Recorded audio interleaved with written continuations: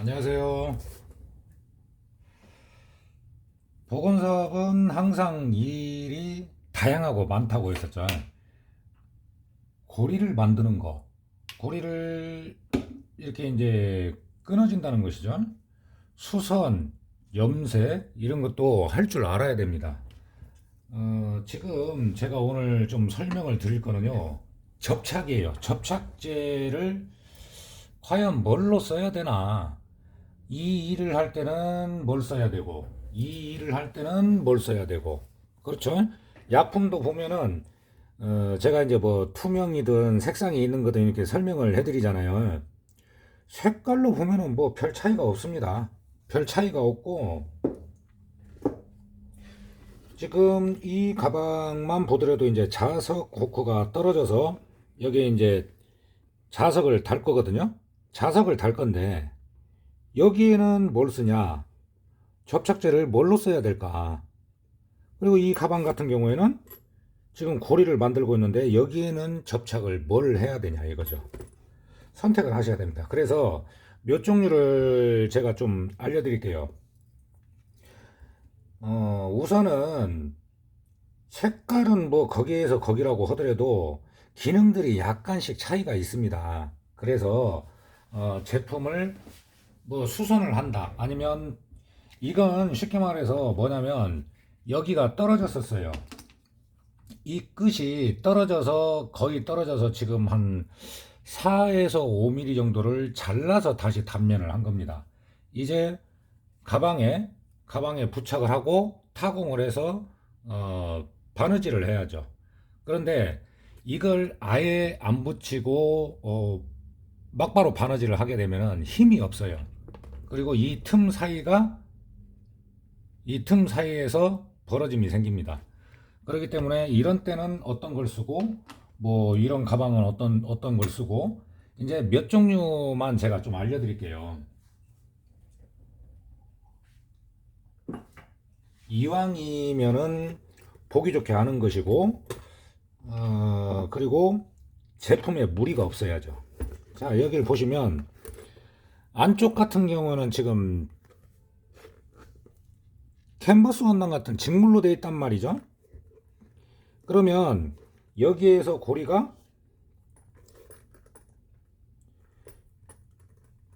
이렇게 들어간다는 겁니다. 여기까지 바늘땀 한 줄까지. 그러면 여기에 이제 넣고 하는데 여기에는 접착을 뭘 할 것이며, 그러니까 가방에 만약에 그냥 일반적인 본드를 쓰면 이 천으로 된 부분 있죠? 이 부분이 새카매져요. 그래서 적절하게 써야 됩니다. 몇 종류를 알려드릴 건데 이 정도만 아셔도 충분하다는 생각이 들어요. 자, 이렇게 보면 제가 쓰는 일반적인 본드입니다. 그냥 일반 본드. 그런데 뭐 철물점에서나 이렇게 파는 본드보다는 훨씬 묽고 유연성이 좋아요. 유연성이 좋아요. 그래서 이 본드를 쓰는 것이고, 이제 가격의 차이가 조금씩 있지만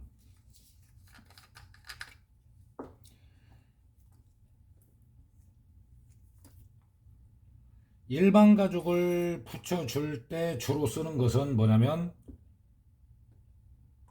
수성 본드입니다. 수성 본드.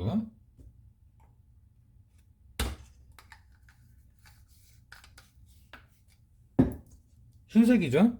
흰색.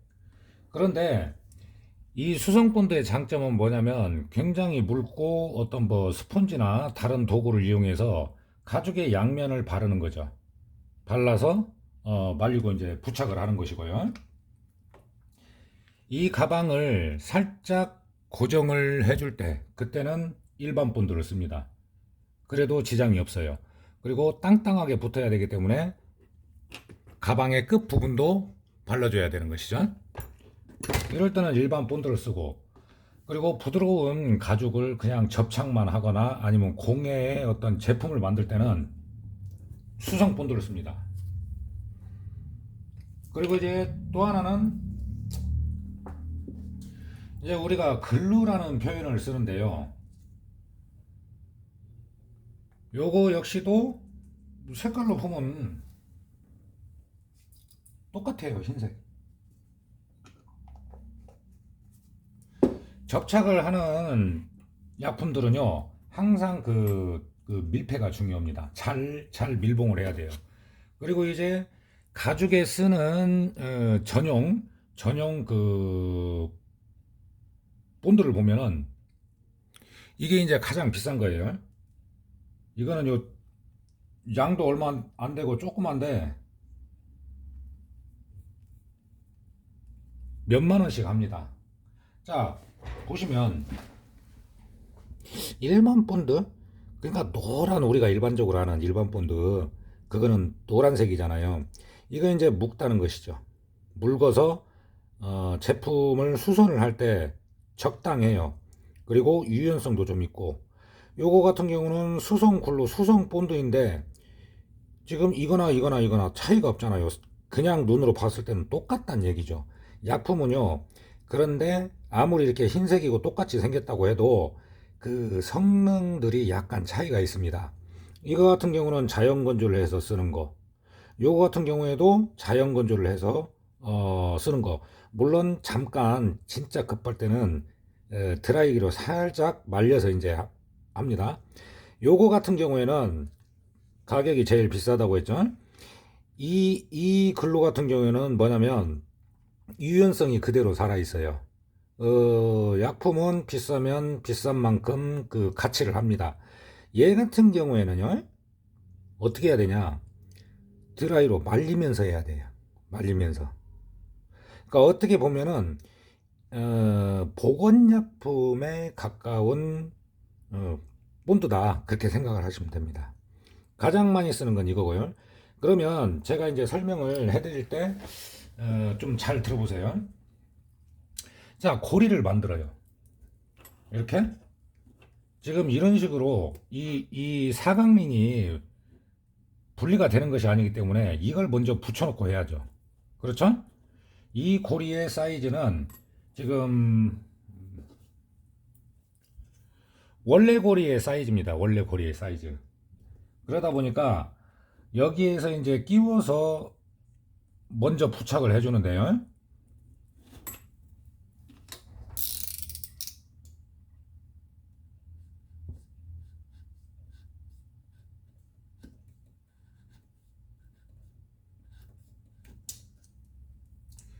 끝 부분만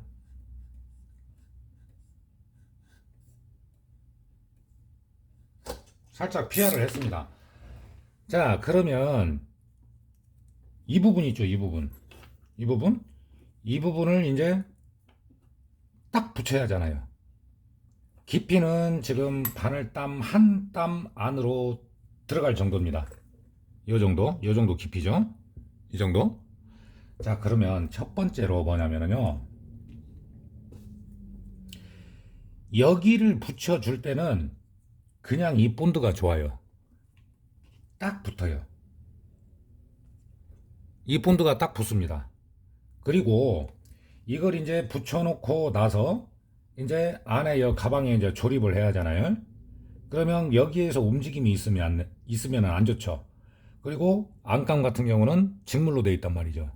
그런데 여기 붙일 때는 첫 번째 본드로, 일반 본드로 쓰는데 여기에 집어넣고 고정을 해줘야 되잖아요. 고정을 할 경우에는 무슨 본드를 써야 하냐면 세 번째를 씁니다. 세 번째.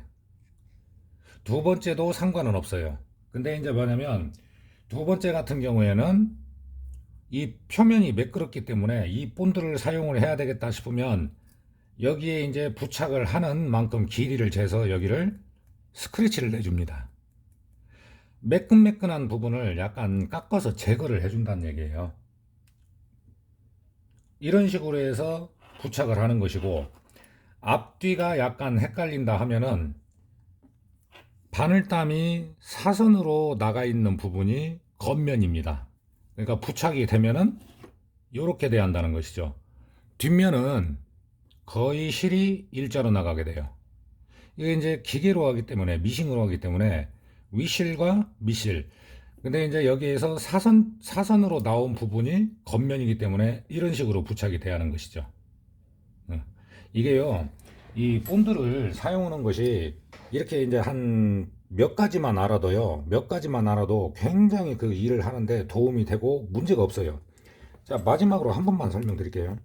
가방이나 이런 거에 고리를 수선하는 일이 많이 있습니다. 안쪽이 천으로 돼 있어요.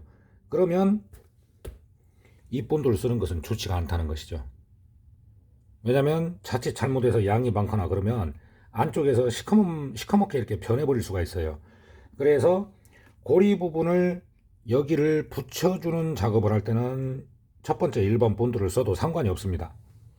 그리고 이제 이 가방에 고정을 해줄 때는 두 번째나 세 번째를 쓰는 거예요. 이 본드를 수성 본드, 수성 글루 이런 것을 몇 가지만 알아 놓으셔도 작업을 할 때 굉장히 만족스럽게 해드릴 수가 있을 거예요.